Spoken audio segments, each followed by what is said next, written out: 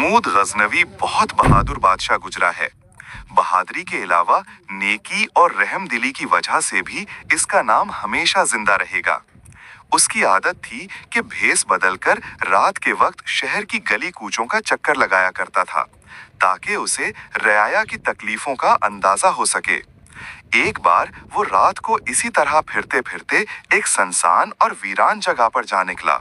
वहां उसे 4 आदमी दिखाई दिए, जो आपस में आहिस्ता आहिस्ता बातें कर रहे थे। सुल्तान ने उनके करीब जाकर कहा, भाइयों, यहाँ क्या कर रहे हो? उन्होंने जवाब दिया, मियाँ, हम चोर हैं और चोरी के मुतालिक सलाह मशवरा कर रहे हैं। सुल्तान ने कहा, फिर तो तुम मेरे साथी हो, मुनासिब समझो तो मुझे भी अपने साथ शामिल कर लो।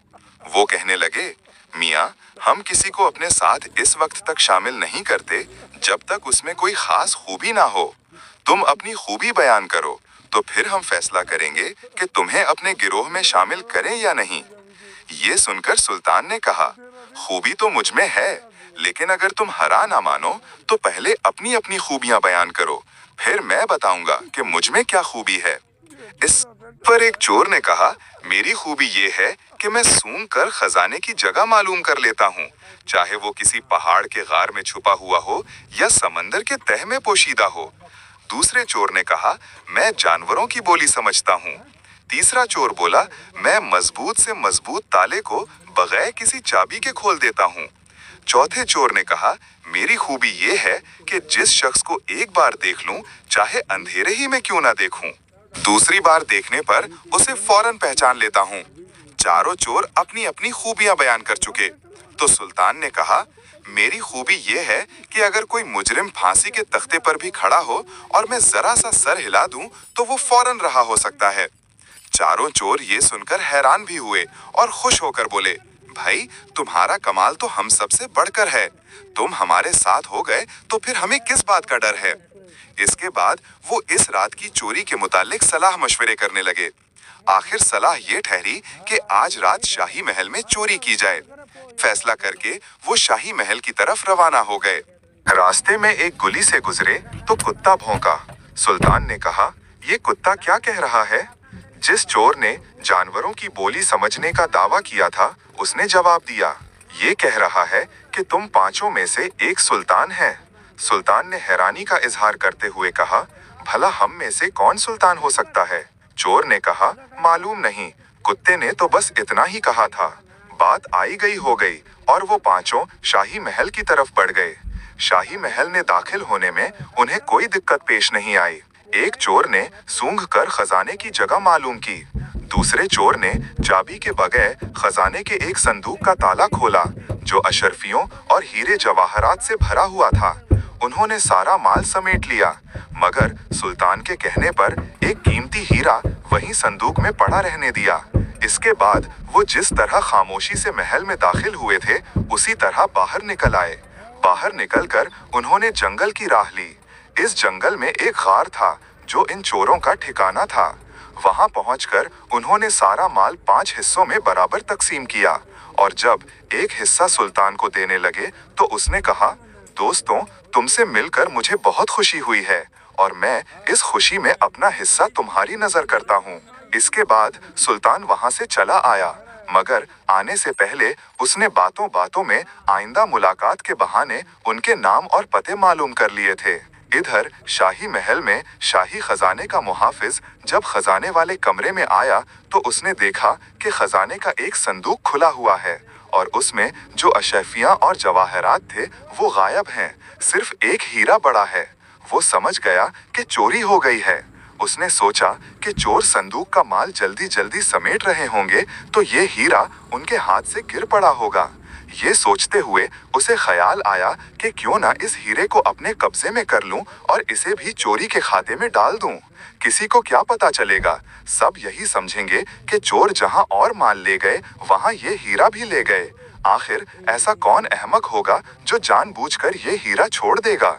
ये सोचकर उसने हीरा तो अपनी जेब में डाला और खुद सुल्तान की ख्वाबगाह की तरफ रवाना हो गया ताकि उसे चोरी की इत्तला दे सके।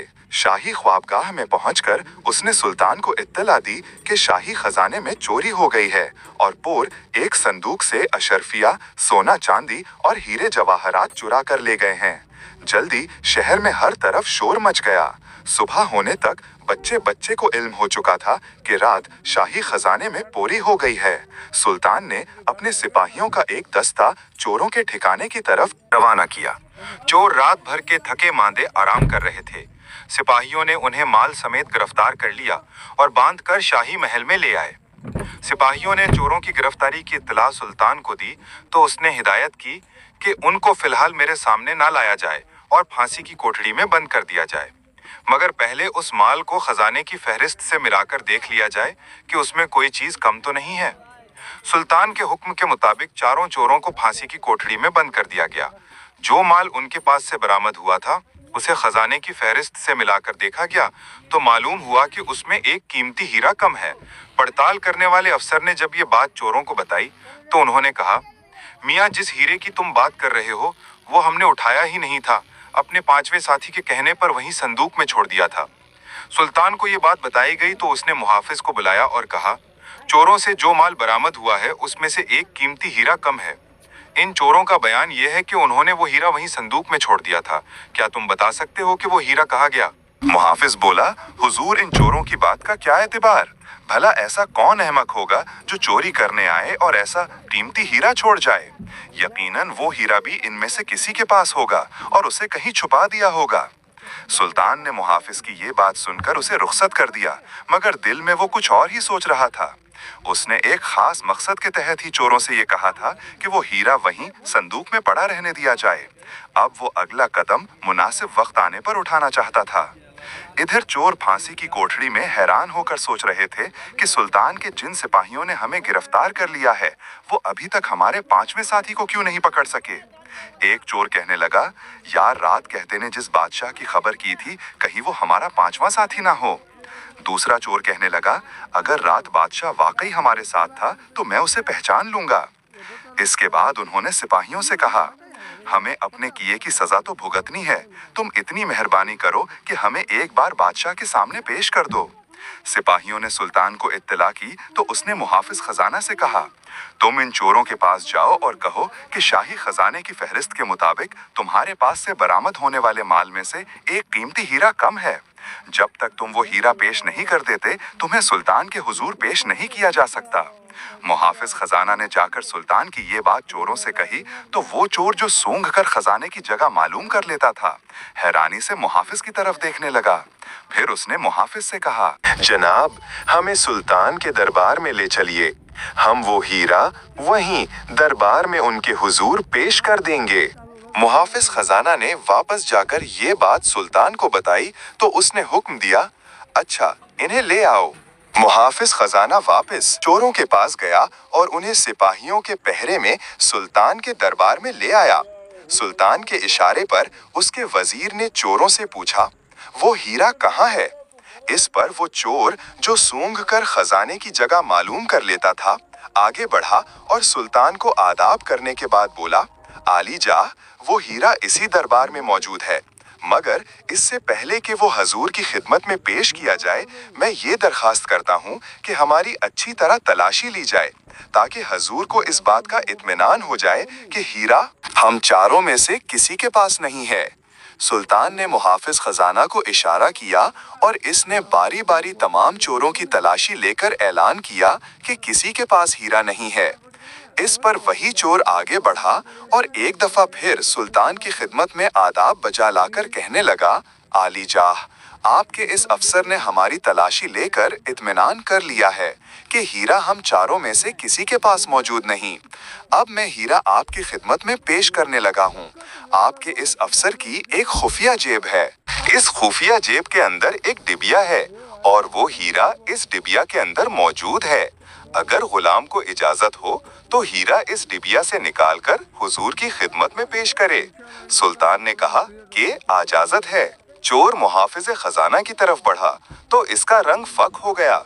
चोर ने इसकी खुफिया जेब से डिबिया निकाली और इसे खोलकर हीरा सुल्तान की खिदमत में पेश कर दिया।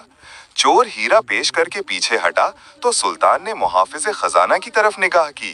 खौफ से इसका रंग जर्द हो गया, चेहरे पर हवाइयां उड़ रही थीं। सुल्तान ने सिपाहियों को इशारा करते हुए कहा, गिरफ्तार कर लो इसे और ले जाकर कैद खाने में डाल दो।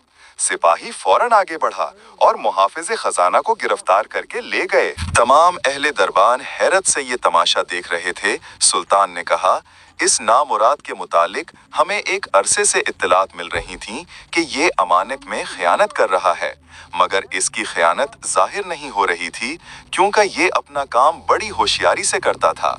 मगर होशियार से होशियार पोर भी एक दिन काबू में आ जाता है। अब हम इसे ऐसी इबरतनाक सजा देंगे कि आइंदा किसी को अमानत में खयानत करने की जुर्रत ना हो। ये कहकर सुल्तान ने चोरों की तरफ देखा और अभी कुछ कहने ना पाया था कि चौथा चोर, जिसने सुल्तान को पहचान लिया था, उसने आगे बढ़कर अर्ज किया, आलीजा, हम पारों की खूबियों तो आप पर जाहिर हो गईं, अब आपके सर बुलाने की देर है। चोर की बात सुनकर सुल्तान को हंसी आ गई। उसने वो हीरा जो अभी तक उसके हाथ में था उसकी तरफ बढ़ाते हुए कहा, लो ये हीरा और वो तमाम माल भी हो तुम्हारे पास से बरामद हुआ था। तुम सब आजाद हो और जहां जाना चाहो जा सकते हो। तुम पर ये नवाजिश इसलिए नहीं की जा रही कि तुम्हारी वजह से हम एक बददियानत अफसर को पकड़ाने में कामयाब हुए हैं, बल्कि हम दुनिया को ये बताना चाहते हैं कि अमानत में खयानत बहुत बड़ा जुर्म है। पूरी को माफ किया जा सकता है, मगर अमानत में खयानत, चाहे वो मामूली सी ही क्यों ना हो, माफ नहीं की जा सकती। चारों चोर जो अपने ख्याल में अपनी जिंदगी से हाथ धो बैठे थे, अशरफियां और हीरे जवाहरात समेत खुश खुश सुल्तान को दुआएं देते हुए दरबार से रुखसत हुए। सुल्तान की इस मेहरबानी ने उनके दिल पर ऐसा असर किया कि आइंदा के लिए उन्होंने चोरी से तौबा कर ली और बाकी सारी जिंदगी शरीफ और नेक इंसानों की तरह बसर की। मजीद ऐसी कहानियां सुनने के लिए हमारे चैनल को सब्सक्राइब करें और साथ में बेल आइकन को प्रेस करें ताकि आपको हमारी नई वीडियोस का नोटिफिकेशन आए। फिर मिलेंगे एक और नई वीडियो के साथ, तब तक के लिए अल्लाह हाफिज।